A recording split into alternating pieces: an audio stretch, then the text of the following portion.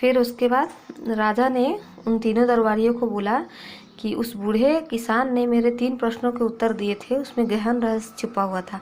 क्या आप लोग उस रहस्यों का विश्लेषण कर सकते हैं? तीनों दरबारियों ने एड़ी चोटी का जोड़ लगाया।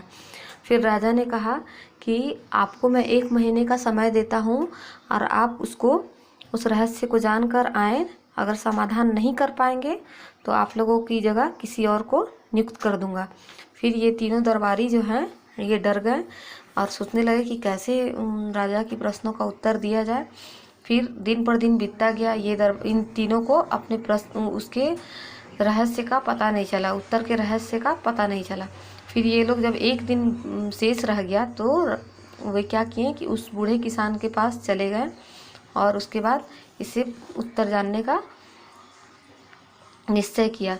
फिर ये बूढ़े रामदीन के पास गए। ये बूढ़ा रामदीन जो है बहुत आदर सत्कार के साथ इन तीनों का स्वागत किया। फिर ये तीनों बोलने लगे कि बाबा, हमारे पास 300 अशर्फियाँ हैं, हमारे पास जो भी हम लोग बचत किए हैं यही 300 अशर्फियाँ ही हमारा पूरा खजाना है। आप इसे स्वीकार करें और उन प्रश्नों के सही उत्तर बता दें। इस बूढ़े रामदीन से इन तीनों ने रिक्वेस्ट किया। फिर उसके बाद बूढ़े रामदीन ने पहले तो कहा कि नहीं, मैं नहीं बता सकता हूँ।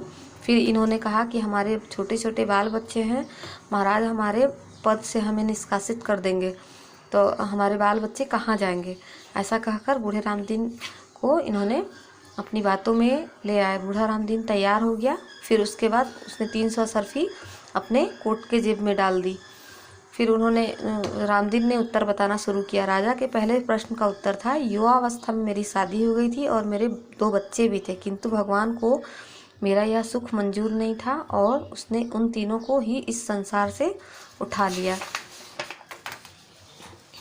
दूसरे प्रश्न का उत्तर था कि मेरा तात्पर्य था कि 40 साल पहले ही मेरे बाल सफ़ेद हो गए थे। तब राजा ने मुझसे पूछा, निर्झर कब से बह रहा है? इसका आशय है दुख से है, कि दुख के कारण आंसुओं से था, कि ये आंसू, राजा का पूछने का अर्थ था कि ये आंसू कब से बह रहे हैं तकलीफ़ के कारण।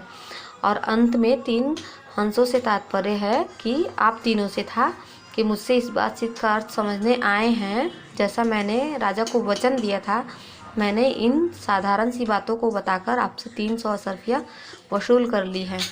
यह कहकर बूढ़ा रामदीन हंसने लगा और दरबारी मुंह ताकते रह गया। तो बच्चों, इस कहानी से आपने क्या शिक्षा मिलती है आपको? तो व्यक्ति का सबसे बड़ा दौलत धन उसकी बुद्धि होती है। बुद्धि अथवा ज्ञान के बल पर वह अपार धन कमा सकता है ना, जबकि ज्ञान के अभाव में वह अपनी कमाई हुई धन संपत्ति को भी गंवा देता है। इसके अतिरिक्त बुद्धिमान आदमी की भी सभी कदर करते हैं और मूर्ख सदा अपमान के घूंट पीता है।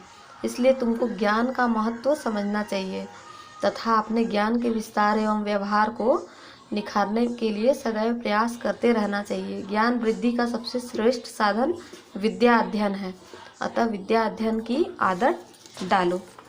ठीक है।